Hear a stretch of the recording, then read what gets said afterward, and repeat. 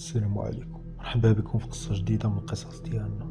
كيف العادة ما تنساوش لايك وسبسكرايب وتشاركوها مع صحابكم. شدوا شي كون خاوي، ديروا الكيت وطفيو الضو. مشينا.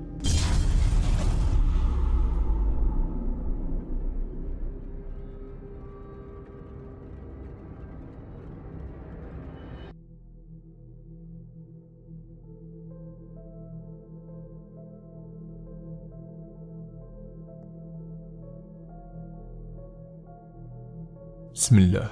أعوذ بكلمات الله التامات من شر ما خلق، واللهم صل على سيدنا محمد. السلام عليكم أخويا. كنتمنى أنك ما تبينش الهوية ديالي، لا سميتي ولا المدينة. كنفضل ما نتعرفش، حيت داكشي اللي فيا كيعذبني وبزز حتى قدرت نعاود ليك، واخا ما غاديش نقول لك كلشي. المهم قصتي داخلين فيها شي ناس آخرين، غنحاول نغطي عليهم حتى هما شحال ما قديت. قصتي الا بغيت نعاودها ليك ما غنعرفش منين نبداها. غنحاول نرتب لك كلشي ونتمنى انها توصل لقلوب الناس ويفهموا شحال غريب هذا العالم وفي نفس الوقت صعيب. نسمي راسي عائشة، انا حاليا في عمري 33 سنة. ارجع بك اخويا للصغر ديالي ملي كنت عايشة مع جدة انا واختي. هي في الحقيقة ماشي جدة ديال بصح، يعني غير مرات جدي، حيت جدة ماتت شحال هادي قبل ما نتزادو. وغنقول لك قصتها. هاد مرات جدي هي اللي ربات الوالدة وخوالي ورباتنا حتى حنايا. داكشي علاش كنعيطوا ليها المهمه، كانت عزيزه علينا بزاف. كنتمنى نكون شرحت مزيان والناس اللي كيسمعوا يفهموا. ندوزو دابا لختي اللي حتى هي ما كانتش عاديه. بجوج بينا عندنا علاقه بهذا العالم بسبب عائلتنا، وهاد الاسباب ما غاديش نذكرها كامله ولكن غنلمح ليها حيت ممكن يتعرف عليا شي حد من خلالها. كانت كتقول لي جده باللي بوات جدي ما كانش راجل عادي، كان كيتواصل مع الجن وكيدوي معاهم بحال كيدوي مع البشر. كان داير ليهم دار بوحدهم فين كيتخلوا معاهم، ودوك الجن كانوا كيخدموا معاه وحتى هو كيخدم معاهم. ما عرفتش بالضبط فاش، ولكن هادشي اللي عاودات لينا المهمه. اما جده الحقيقيه اللي ماتت قالت لينا سبابه جنيه. واحد الصباح كانت فاقت بكري بزاف ودخلات باش تدوش في داك الحمام التقليدي اللي كيكون في الباديه. راه الناس الباديه غاديين يعرفوه، كيسميوه السله. مسكينه خرجت داك الصباح على اساس خاصها تدوش باش تنوض تقضي الشغل ديالها، وعلى ما كتعاود لينا المهمه بلي كان عليها حق الشهر. خرجت لها شي وحده وعلى ما كتعاود ضرباتها، ومن تماك وهي كتعاني وصحتها قلالت حتى ماتت. خلات خوالي والوالده صغار.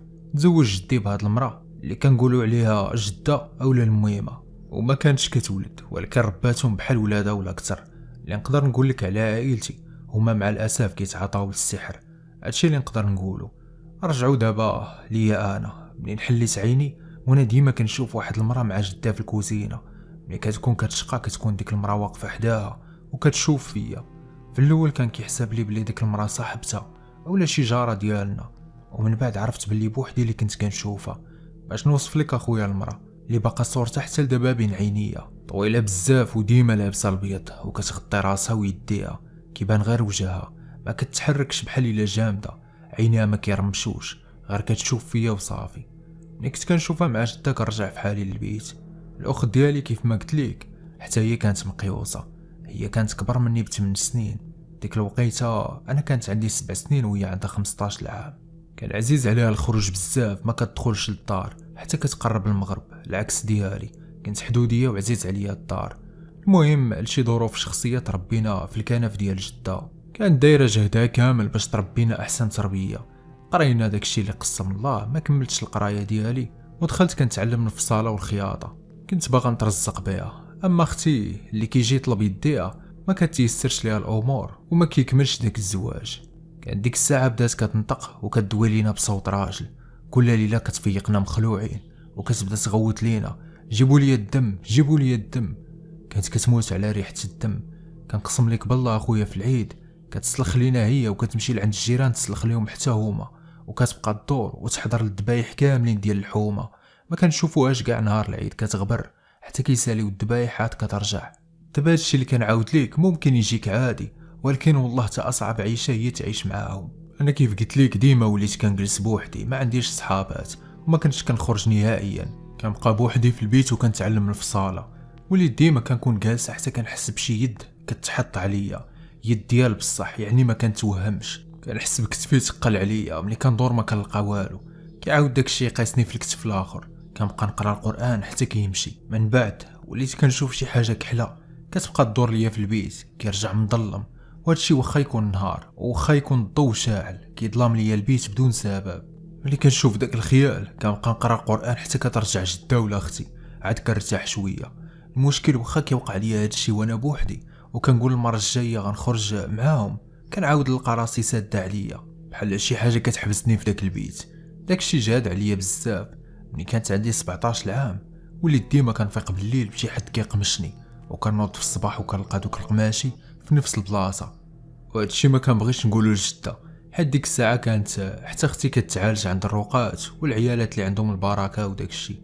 ما كانش عارفه انني حتى انا مقيوسه وما بغيتش نقولها ليها، حيت كنشوفها شحال كتعاني مع اختي مسكينه. المهم تعلمت ديك الحرفه والحمد لله وليت كناكل منها طرف ديال الخبز، كنتعاون بها على الزمان، وهذه عمرها غتنسى ليا. اختي كانت كتموت على اللون الاحمر، اغلبيه حوايجها بهذا اللون. كانت شرات واحد الثوب على اساس غتخيطو قفطان، وقلت بما انني تعلمت صافي انا غنقادو ليها. شهر ونص وانا خدامه فيه. كنقسم لك اخويا ساليتو وخبيتو عندي في البيت على اساس الغد اللي غنعطيه ليها. في الليل وقفات عليا وحده ما عرفتهاش منين خرجات ليا، كانت كتشبه ليا بزاف وكانت لابسه نفس القبطان اللي خيطته. خرجت من عندي ومشات للبيت ديال اختي، وبديت انا كنغوت حتى فيقت جده. بدات كتسولني مالك، كنت كلي كنترعد وكنقول لها راه دات ليا القفطان. ملي مشينا للبيت ديال اختي كنلقاوها مغيبه بالنعاس والقفطان في بلاصتو وكيف ما طويتو. وكنحلف لك باللي هادشي ما كنتش كنحلم، كنت فايقه وكنشوفو بعينيا. من تماك بدا العذاب، وليت كنشوفهم بزاف كتر من الصغر، وغندخل في واحد الدوامه اللي لحد الساعه باقا ما خرجتش منها. غير باش نقول لك اخويا واحد الحاجه، انا كنت متدينه، يعني كنت كنصلي الحمد لله في الوقت، كنقرا القران والحمد لله بعيده على المعاصي والذنوب. واخا كيف ما قلت لك مع الاسف عائلتي كانوا كيتعاطاو للسحر، ولكن ربي نجاني منهم وحسبي الله ونعم الوكيل فيهم، هما سبب المرض ديالنا. وبالرغم من الالتزام ديالي في صلاتي والتدين كنت كنشوف داك العالم اللي الله ينجيكم منه، حيت والله ما ساهل. كيبانوا ليا وكيتجسدوا قدامي في اوقات معينه، يا اما قبل الفجر اولا فوقيت العصر وحتى المغرب. بعض المرات كنحس وكنقول مع راسي راه صافي حماقيت. واحد المره كنا مشينا عند شي ناس من العائله كتعرفهم جده، دوك الناس الاب ديالهم كان فقيه وحافظ القران وكيصلي بالناس. كان مشى الحال وبتنا عندهم في الدار اللي كانت كبيره بزاف. جده واختي نعسوا في بيت وانا نعست في بيت بوحدي. ناعسه حتى كنحس براسي تكتفت، بدا قلبي كيضرب. كيدخل عليا واحد كيبانو غير عينيه وهو يشرط ليا وجيب واحد الموس وقال لي نوضي ليا من بلاصتي. نط كنغوت حتى سمعوني كاملين. منين تجمعوا عليا ما كنلقى والو. كنشد في وجهي وكنقول لهم راه ضربني خسر ليا وجهي، راه الدم كيسيل، خليوني نوض نشوف في المرايه. داك الفقيه نيت كيقول لي يا بنتي راه ما كاينه حتى حاجه، وانا كنحلف لهم باللي تضربت بموس. بدا كيقرا عليا القران وقال جده هاد البنت راه حتى هي عندك مريضه. هذاك البيت اللي نعست فيه كان ديال واحد ولدو مريض حتى هو وعنده علاقه بالجن، ومشى شحال هادي من دارهم. ولاو كينعسوا في داك البيت عادي، ما عمر شي حاجه ما وقعت لهم حتى نعست فيه انا. داكشي اللي كيطرى معايا كنت كنحس به بحال بصح واقعي، قرب يخرج ليا عقلي. صافي جده مسكينه منين عرفاتني مريضه ولات موسوسه بزاف معانا، ما لقات لينا جهد وهي بوحدها مسكينه. ما حيتها لاختي ما حيتها ليا انا. منين كانت كديها تعالج مع الاسف كلشي كيطمع فيها باش تكون ليه وسيطه بين العالم الجن والبشر. كيقولوا ليها انت راك تزاديتي هكا وغتبقاي هكا، الحل هو تعايشي معاهم، يعني دير لهم الخدمه ديالهم. ولكن جده ما كتخليهاش، وانا كنت عارفه بلي حتى انا الا مشيت لتماك غنسمع نفس الهضره. وعاد واحد المره غتكتشف المهمه بلي اختي كتواصل مع شي وحدين من عائلتنا واللي كانوا كيف قلت لك سحاره ومش عويدات. كانت كتقول لهم نجي عندكم، كانوا كيقولوا لها هربي جمعي حوايجك واجي لعندنا. من حصلاتها جده ضرباتها وغوتات عليها، بقات فيا بزاف وطاحت لينا بانهيار عصبي. من بعد غتوصل بها الدرجه لانها غتولي تجلس لينا في الطواليط، ما كناش عارفين. حتى لواحد المره غنحصلها بالصدفه، فقت في الليل ومشيت باش ندخل ولقيتها جالسه في الظلام وكتبكي. ملي شعلت عليها الضو وهي تخنزر فيا بحال ماشي الشوفات ديالها. انا ما كنتش عارفه ومشيت شديت فيها وهي ضربني واحد الضربه اخويا حتى مشى ليا الكتف ديالي. بديت كنغوت بالحريق حتى فاقت جده، وصدقوا داوني في داك الليل عند واحد المراه هي اللي ردات ليا كتفي لبلاصتو. بقيت متبعه معاها، كل مره كدير ليا الماساج وكتجبر ليا. معاناه ديال 3 شهور ما بقيتش كنخدم، وهي ملي رجعت للوعي ديالها وعاودت ليها بقات كتبكي عليا وكتقول لي والله ما عقلت على شي حاجه. واحد السيده نصحاتنا باش نبقاو نديرو صلاه جماعيه، حيت الدار اللي كتقرا فيها القران كيهربوا منا الشياطين. وفعلا ولينا كنجمعوا ب3 بينا وكنصليو، ولكن والو، داكشي عاد ما كان كيزيد يجعر كتر، وكنبقاو نسمعوا الهضره في الدار وصوت المشي، وهادشي خصوصا ملي كنكونوا قايمين كنصليو، ودوك الاصوات ما كيحبسوش. مع الاسف غتوفى المهمه ديالنا. كانت عندي ديك الساعه 20 عام واختي 28. ملي ماتت خوات علينا الدار بزاف، ولينا كنحسو براسنا بوحدنا. مسكينه تكرفصات معانا الله يرحمها في هذا النهار، ندعيو معاها بالرحمه. ديك السيده كانت فيها الام والاب، صبرات بزاف معانا انا واختي. داكشي اللي ما قدروش يديروه الناس اللي ولدونا دارته هي. ملي بقينا غير انا واختي في الدار ما قدرناش نبقاو بجوج، ولات العداوه بيناتنا، وهاد العداوه بسببهم. كانوا بغاو يفرقونا باش كل وحده تعزل ويديوها في الطريق اللي بغاو. ديك الدار اصلا كنا غير كاريينها. قالت لي تخرجي انتي ولا نخرج انا؟ قلت لها انا ما عارفاش فين نمشي. واحد الصباح فقت لقيتها مشات. تخيل هادشي كله دزت منه وانا في 20. بقيت بوحدي في ديك الدار. رجعت كنخدم، كانت لها شويه بالخدمه باش ما نحماقش. كنت كنفصل ونخيط وندفع للشركات، وتما كنتعرف على واحد ختنا ما عرفتها منين تسلطات عليا وغتزيد تكمل عليا اكثر. بقينا كنهضروا وعرفاتني كاريه بوحدي. اختصرت لها قصتي، قالت لي بلي هي واختها الصغيره جاو من العروبيه وكراو في واحد البيت ومكرفصين، واقترحت عليا انها تجي تعيش معايا وتقاسم معايا الكرا. وانا نقول لها واخا. وهاد البنت حتى هي كتخدم في نفس المجال وهو الخياطه، حيت ما كان عندي حتى شي حد اللي نتونس معاه. درتها صاحبتي. انتقلت هي واختها اللي كانت باقا صغيره، تقريبا في داك الوقت كانت عندها شي 14 عام، وما كنتش عارفها مريضه وكطيح. اش غنقول لك اخويا، هذه نصيحه لاي واحد يرد بالو، حيت صعيب بزاف تكون مقيوس وتعيش مع شي حد حتى هو مريض. اختي اللي من دمي ولحمي وما قدرتش نبقى انا وياها في دار وحده. جاو سكنوا معايا. الايام الاولى دازت على خير، حتى ولات البنت كطيح لينا، والمشكل اختها كتخاف منها بزاف وكتهرب وتخليني واحله معاها. البنت كتولي كتخلع، شعرها كيوقف بحال ضاربها الضو، والصوت ديالها كيولي بحال ديال شي مرا كبيره. وهاد البنت هادي قليل الصحه، ضعيفه بزاف مسكينه، كانت كتعز عليا. كنبقى نرقيها ونقرا عليها داكشي اللي حافظه واللي تيسر ليا. منين قلت لها فلانه شنو هادشي، قالت لي يا اختي سمحي لي هادشي اللي عطا الله. اختي راها مريضه وما خلينا بها حتى راقي، داكشي اللي فيها ما بغاش يخرج. مع العلم اخويا ان هاد السيده هادي عمرني ما عاودت ليها لا على عائلتي ولا على المس اللي فيا، كانت بيناتنا الخدمه فقط. قلت حشومه نجري عليهم، ولكن علمتها تدبر على راسها. واحد الليله غنشوف راسي بحال جالسه في شي مجمع فيه العائله ديالي، والديا ومعاهم حتى اختي، وكانوا وجوههم خايبين بزاف، كوحل ومخسرين. بقيت كنغوت ونط مخلوعه. تماك حسيت بلي اختي عندها شي حاجه.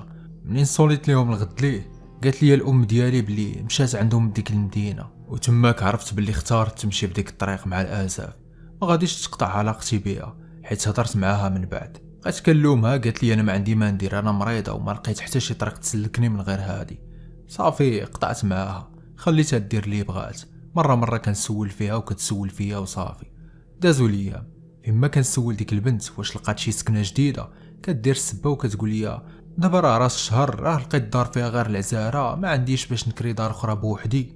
المهم ندماتني كاع حيت سكنتها معايا، ما بغاتش تطلق مني. قلتها لمولاد الدار اللي كانت مرا درويشه مسكينه. نهار اللي قلت لها غتسكن معايا وحده، ما قالتش ليا نزيدها في الخلاص ولا بقات كتسول عليها. وصيتها باش تدور فيها منين تشوفها، وهكا تقدر تفهم راسها وتمشي بلا ما نتحاشم معاها. حتى لواحد العشيه كنت مشيت للمصبانه وتعطلت. ملي كندخل الدار كنلقى البراني. عرفتي يا خويا، منين شفت داك المنظر رجليا فشلوا عليا. واحد السيده هزه سطيله صغيره ديال الوضوء، حاشاك فيها الدم، كطفي فيها الشبه. ما عرفتش كاع منين جا داك الدم، حتى كنلقى واحد العتوقه كحله مذبوحه. تماك سعرت عليها وبديت كنعاير فيها. عرفتي يا خويا، طرفعت وليت وحده اخرى. كيف ما قلت لك كنت انسانه اللي مهدنه، غير شفت داك الدم ما عرفتش شنو وقع ليا. المصيبه هو انها ذبحات في الطواليت. ديك السيده شوافه وجابتها على اساس تعالج ليها اختها، وهي اللي قالت ليها الذبح، ودارت داكشي في الطواليت باش يجيها ساهل في التسياق. وانا زعما ما نعيقش، صدقت شفت كلشي وطحت ليهم تماك وضربوا بيا. انا ما عقلتش على راسي حيت غيبت. العشيه كنفيق كنلقاها جمعات الدنيا وكتطلب فيا وتبكي. ديك الشوافه كانت باقا معانا، شدات في يدي وبقات كتبوسها ليا وكتقول لي تسليمه بنتي، وانا نقول لها بعدي مني ونوضي خرجي عليا. كان وجهها صفر بحال الا خايفه مني. واحد شويه كتقول لينا سمحوا لي، حضرات راسها وخرجت بالزربه. تخيل ان داكشي اللي هربت منه من عائلتي طحت فيه مع هاد البنت. كنت كنقول تفارقت مع اختي وبعدت على دارنا وهربت من هاد العالم، ولكن راه ما يمكنش الطريقه باش كيلاقيوني غير بالناس اللي مرتبطين بالعالم ديال الجن. 3 ايام اخويا ما كنوض ما كنتحرك، السخانه وحاشاك كنرد غير الكشكوشه، مرضت ديال بصح. ديك الشوافه بقات معانا كتقول لي راه خاصك تخدمي شي حاجه بيديك الا بغيتي يرخيوك. وانا كنقول لها والله ما نخدم، والله لا كانت ليهم، فين ما بغات توصل. صافي اخويا من ديك الايام وحالتي كتزيد تكفس. منين ذبحوا لي داكشي في داري رجعوا تمجهدوا عليا اكثر، ورجع لي الرعب من مورا ما وليت شويه. كنقسم ليك باللي غير كنعس كيدلع عليا واحد الشعر فوق وجهي، كنحس به كيتحرك، وانا باش نوض ولا نغوت ما كنقدرش، بحال كنكون مربوطه. وعاوتاني ولا كيوقف عليا داك الراجل اللي قلت لك في الاول باللي كان ضرب ليا وجهي بموس، كان كحل كيبانوا غير عينيه اللي بويض. كان عقل بلي كان كيوقف عليا ديما بالليله ديال الاربع وكيضربني، وكنحس بحال الا ديك الضربه بصح، لدرجه ملي كنوض كنمشي نيشان كنجري للمرايه وكنقلب واش فيا الدم. تعذبت ما بقيتش كنخدم كاع، البنت هي اللي كانت كتخدم بلاصتي. وباش تعرف في هذا الوقت باللي بنادم ولا قلبو حجره، تفقات مع ديك السيده في ديك 3 ايام اللي كنت انا مريضه وداروا لي شي حاجه اخويا. وانا غير باش نوضح ليك باللي السحر كنقسم ليك باللي كنحس به فين ما كان، وحتى الا كان شي واحد مريض ولا مقيوس كنحس ولا كنحلم به. وليت غير جالسه ومخلوعه بحال الا شي واحد جالس حدايا، كل ساعه كندور نشوف في جنابي، وبعض المرات كنكون حاطه رجليا في الارض حتى كيطلع معايا شي حاجه بحال كيضربني شي موس، وكنبدا نغوت. وكنت عارفه ومتاكده بلي داروا لي شي حاجه باش نسكت. كنبغي نقول لها اختي دبري على راسك، كتجيني اللقوه بهذا المفهوم، كنسى كاع شنو كنت باغا نقول لها. ما رضاتني بصحتي دعيتها الله. واحد المره كانت مشات باش تقدى لينا التواب من عند واحد السيد اللي كاين في مدينه اخرى، وكانت خرجات في الصباح باش يلاه تجي بكري شويه، وخلات معايا اختها. في ديك الوقيته ديال 6 ديال الصباح كان باقي النهار ما طلع، وكان مازال الظلام عندي في البيت، حتى بديت كنسمع الماكينه خدامه بحال شي واحد جالس عليها وخدام بها. كنقول فلانه خرجات ما كايناش، وانا ما قدرتش حتى نوض نشعل الضو، خفت بزاف. داني النعاس، ضربات ديك 8 الصباح وانا نوض، حتى غنتصدم بداك الشيء اللي كنشوف. لقيت البنت الصغيره، يعني خدت البنت اللي كانت معايا، هزه كارطونه د الحليب وكتخوي قدام الباب ديال الطواليط. مجرد ما عيطت ليها بسميتها أميمة 2 المرات وهي تشوف فيا وطاحت، وحلت وما عرفت ما ندير اخويا، وتخلعت بزاف. وانا كانت عندي تجربه مع اختي وكنت كنخاف من هذا الشيء. طلعت كنجري عند المراه اللي ساكنه عندها وكنقول لها عافاك الا ما عتقيني. هبطات كتجري معايا، قالت لي جيبي لي البصله. كنشموا لها البصله، درنا لها السوارت في يديها والو، ما بغاتش تنوض، حلات عينيها. وديك المراه اللي كانت هبطات معايا دايره واحد الزيب فوق راسها كحل، وجراتو لها من فوق راسها وتغطات به هي. واحد شويه حليت ليها الباب باش تنفس وعاد ناضت توقضات، وقالت لي ديك المراه انا غنمشي بحالي. قلت لها لا عافاك خليك معايا حتى تجي اختها. صدقات بقات معايا، درنا الغدا في الدار عندي لتحت وتغدينا، وديك اختها ما جات حتى العشيه، حتى ظلام الحال. عاوتاني كيف العاده ما قدرت نقول لها والو، قلت لها راه غير خصك طاحت قبيله وراه بزز باش فاقت. وديك الشوافه اللي كانت جات عندي ديك المره للدار كانت وصلتها اخويا باش تجرني لهاد العالم، بغات تقنعني نخدم معاها. ولاو المواضيع ديالنا يوميا على الجن والماورائيات. قصت هذيك اختها حتى هي طويله، قالت لي بلي امها باش كانت حامله بها كتمشي تلاح وتنعس في المقابر، حيت كان مات ليها ولدها يعني خوهم، وكتمشي تنعس ليه حدا قبره، والقبر اللي حداه كانوا دافنين فيه السحور. داكشي شد فيها وفي بنتها اللي في كرشها، تزادت ليهم مريضه وما صغرا وهي كتشوفهم. قوت الخلعه ما رباتش الصحه، هي اللي كانت كتبقى فيا من هادشي كامل. اما ديك اختها الكبيره كانت غير كتستغلها باش تستعطف بها الناس، هي اصلا مضروبه على الشوافات. بقات كتقول لي ديك الهضره اللي قالت عليا ديك الشوافه بلي انا زهريه ومرتبتي كبيره وعندي اقوى انواع الجن وورثهم من جدودي، وخاصني غير نتواصل معاهم وغنولي نخدم خدمات صحاح. الناس اخويا اللي كيخدموا راه كاينين حاليا حتى لهاد الساعه في المجتمع ديالنا، وكيجيو عندهم ناس لاباس عليهم، الا شفتيهم تصدم كيفاش لابسين كيفاش كيهضروا، وكتلقاهم كيامنوا بهذا الشيء. كنت عارفه الا مشيت في هاد الطريق غندير فلوس كثيره، حد ديما كنحلم بهذا الشيء، وكنحلم براسي لابسه الذهب وعندي الفلوس، ولكن الحمد لله حيت جدة رباتني وبعداتني على ديك الطريق، صيفطها لي الله وهي اللي انقذتني. اما حتى انا كان غيكون عندي نفس المصير ديال اختي. غلط واحد اللي درتو، كندعي الله يتوب عليا ويسامحني. كيف ما قلت لك هذيك ختنا مبغاتش تفرق عليا، ضراتني في راسي. واحد المره قلت غندير ليها داكشي اللي باغا، كانت حاطه عينيها على واحد الراجل وهو ما كانش باغيها. كان عقل بلي خدمت ليه ليله الخميس، ما احتاجيت والو تجيبوا ليا. انا براسي تصدمت وما عرفتش كيفاش درت لداكشي. الصباح كيطلع النهار نادم معايا الحال، وبقيت كنبكي وكنصلي وكندعي الله يسمح ليا. موراها بيومين اخويا كنقسم ليك حتى جات كتقول لي بلي دوا معاها، وانا ما عجبنيش هادشي اللي درت. وقلت ليها شوفي يا فلانه، الله يرحم لك الوالدين، تفرقي مني ونعطيك فلوس الكرا، غسيري في حالك. شافت راسها ما غاداش تقدر تقنعني باش نخدم مع ديك ختنا وهي دي اختها، وبقات فيا بزاف. كنت حاسه بها غير كتستغلها، ومشاو في حالهم. المهم اخويا انا رجعت كنعيش بوحدي، ولكن مع الاسف الدار ما بقاتش صافيه في مره.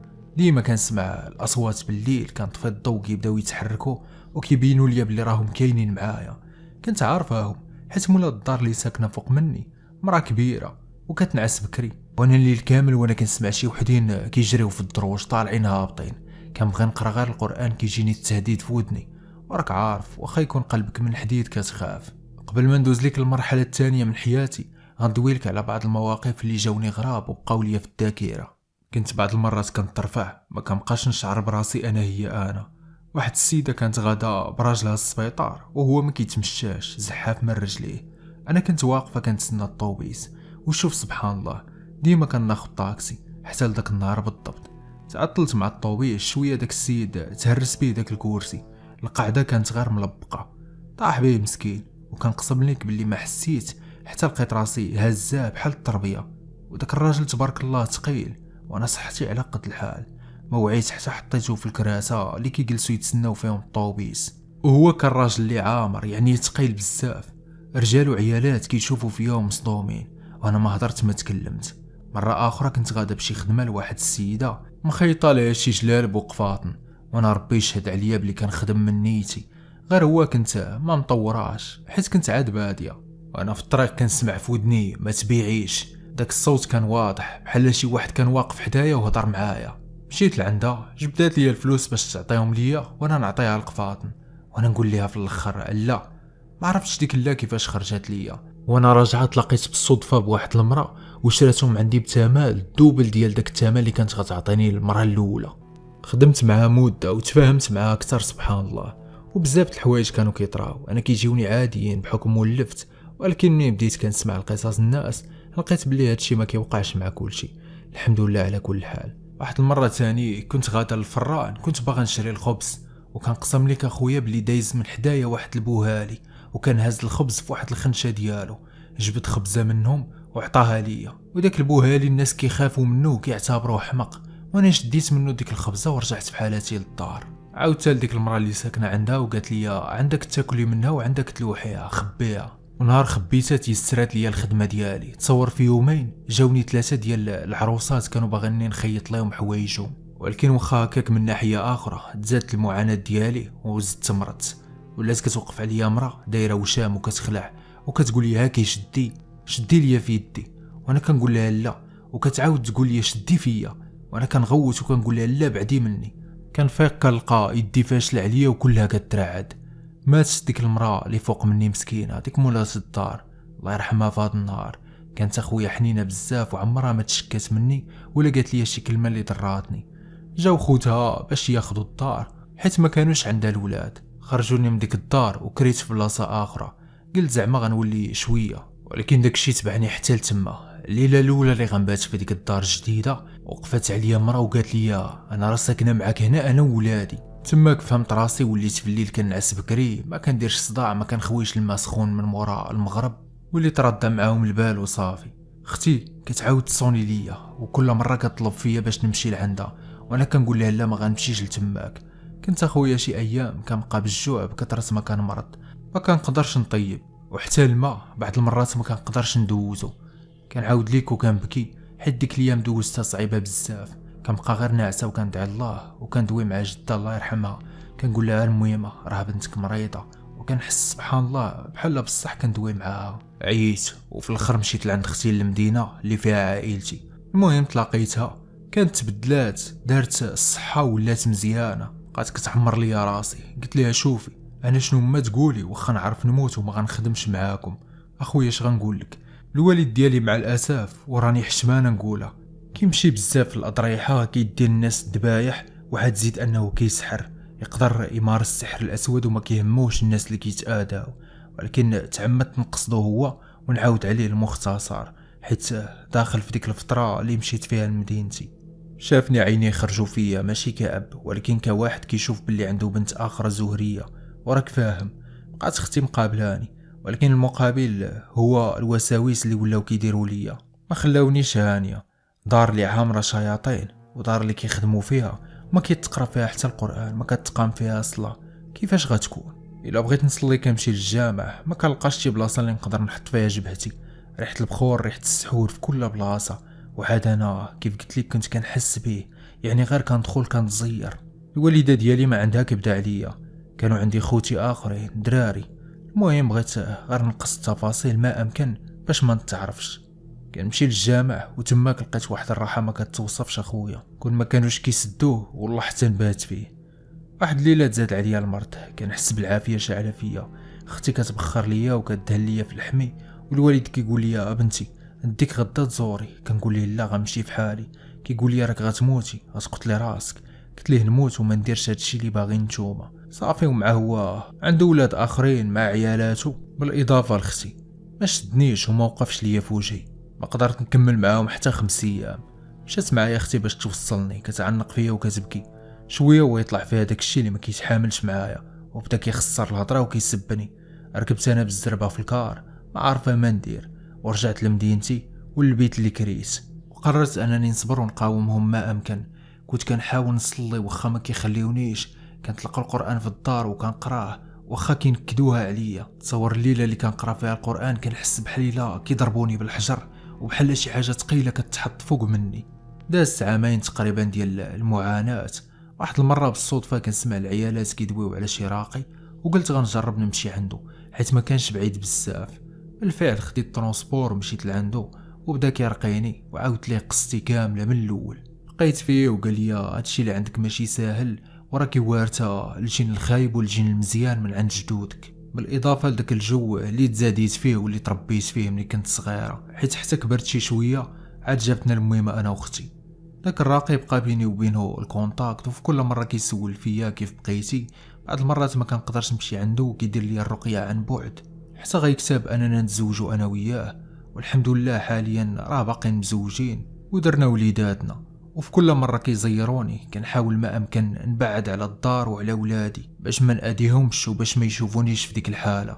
اما عائلتي وحتى اختي ما بقاش عندي تواصل معاهم، وما بغيش تعاود الاقدار تلاقيني بهم. هذه هي قصتي اخويا بالمختصر، وكنشكرك حيت قبلتي دوزها عندك، وكنتمنى انك ما تلمحش لسميتي ولا المدينه ديالي، حيت بغيت نبقى مستوره وبعيده على هذا العالم وعلى هاد الناس.